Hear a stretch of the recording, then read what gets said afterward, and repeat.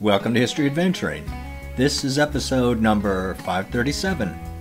I'm Brad Hall, and today I'm looking at how Arizona turned me into a dog person in 1982. Like most people, I knew everything when I was 18. The next year, when I turned 19 and moved to Arizona, that confidence started slipping away.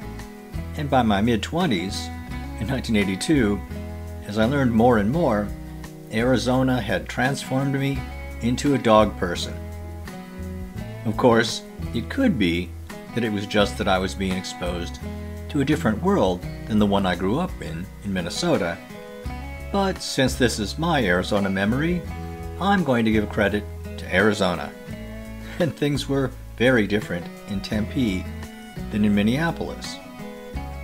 If you've never lived anywhere except where you grew up, this is probably going to sound like gobbledygook, so I wouldn't be surprised if you tuned me out. But I'd like you to stay with me. No, Arizona wasn't all that different from Minnesota in most ways. People drove the same cars, although with less rust, and talked pretty much the same. The same big corn-fed Scandinavian people lived there, as well as the beautiful blondes. I figured they were from the same area as where I grew up, or maybe Norway. But the dogs were different, and that's what I want to talk about here. As a kid in Minneapolis, I just hated dogs and feared them. They roamed the neighborhoods, especially alleys, and would often attack kids.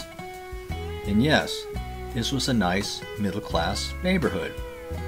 Grown-ups just tended to laugh it off, and being bitten by a dog as a kid was just seen as something that happened to kids, like skinning their knees. I never thought it was funny. When I moved to Arizona, there was so much space that it was just amazing.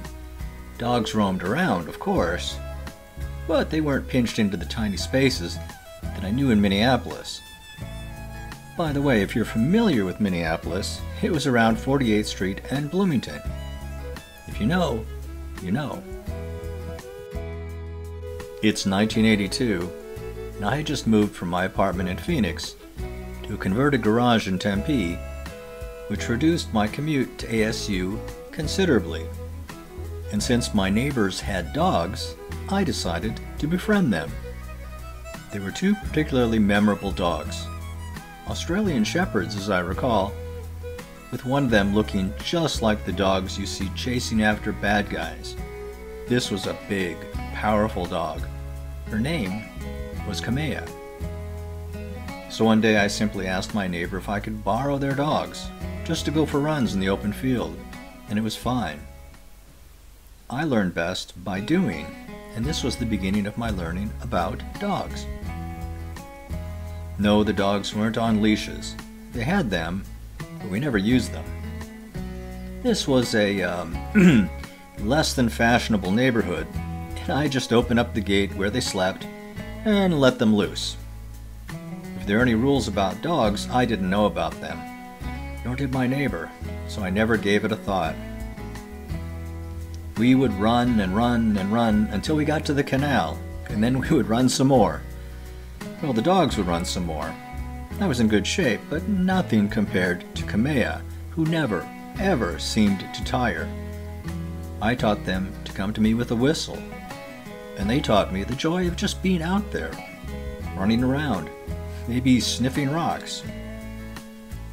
I became a dog person that year, and the next year, when I moved to California, I continued borrowing dogs, which I did up until just 17 years ago when I got my very first dog. And if I learned anything in that time, it's that dogs are good people. This has been History Adventuring. I'll talk to you later.